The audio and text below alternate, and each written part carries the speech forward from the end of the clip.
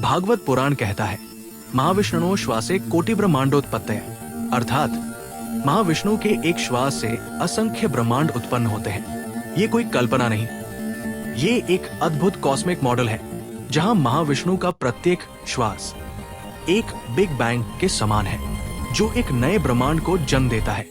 और जब उनका श्वास भीतर जाता है तो वही ब्रह्मांड फिर से विलीन हो जाता है, बिल्कुल वैसे ही जैसे विज्ञान कहता है, big bang expansion big crunch new universe.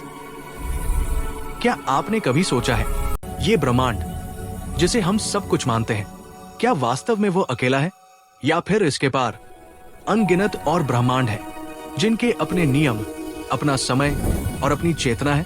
आधुनिक विज्ञान इसे कहता है मल्टीवर्स थ्योरी और वेद इसे कहते हैं महाविष्णु का श्वास।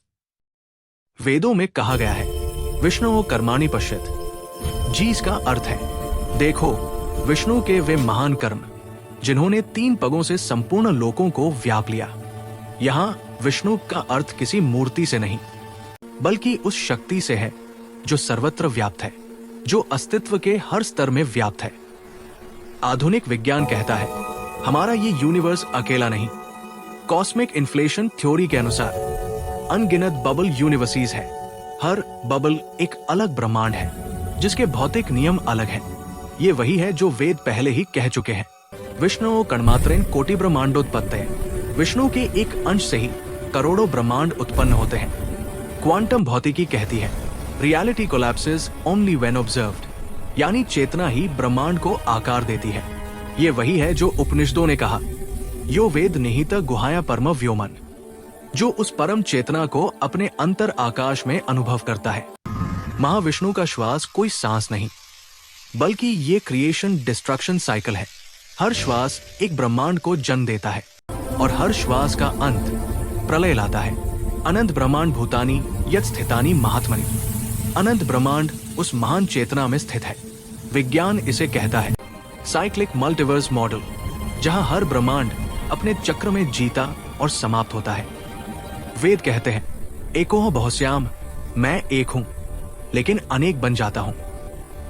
यही एक चेतना विज्ञान के अनुसार यूनिफाइड फील्ड है और वैदिक दृष्टि से वही महाविष्णु है जो हर ब्रह्मांड में, हर जीव में और हर परमाणु में व्याप्त है। विज्ञान आज जो खोज रहा है वो ऋषियों ने हजारों वर्ष पहले अनुभव कर लिया था। महाविष्णु और मल्टीवर्स दोनों एक ही सत्य की 2 भाषाएं हैं, एक विज्ञान की और एक वेद की।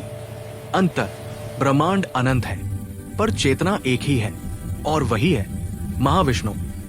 अब यहाँ एक बात बताना मैं जरूरी समझता हूँ कि आधुनिक विज्ञान ये नहीं बता सकता कि बिग बैंग किस वजह से हुआ या मल्टीवर्स किस वजह से बना, क्यों बना, उसके लिए ऊर्जा कहाँ से आई।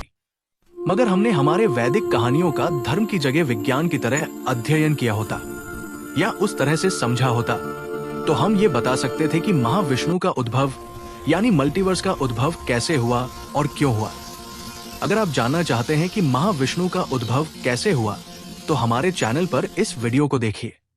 कुछ लोग मुझे गलत कहते हैं लेकिन मैं हमारी धार्मिक कहानियों में रहे विज्ञान की छुटी कड़ियां ढूंढकर उसे आधुनिक विज्ञान की थ्योरी में ढाल रहा हूं। जो 7000 सालों में किसी ने नहीं किया वह मैं कर रहा हूं। इसे उन लोगों को समझना चाहिए जो सिर्फ धार्मिक कहानियों में उलझे हैं, उन कहानी कोई सत्य मानते हैं, उन कहानियों के पीछे के विज्ञान को समझना ही नहीं चाहते हैं। और इसलिए मुझे गलत कहने वालों से मैं कहना चाहता हूं कि अभी तो पिक्चर शुरू भी नहीं हुई, पूरी पिक्चर देखिए और उसके बाद निर्णय करिएगा। वंदे भारत।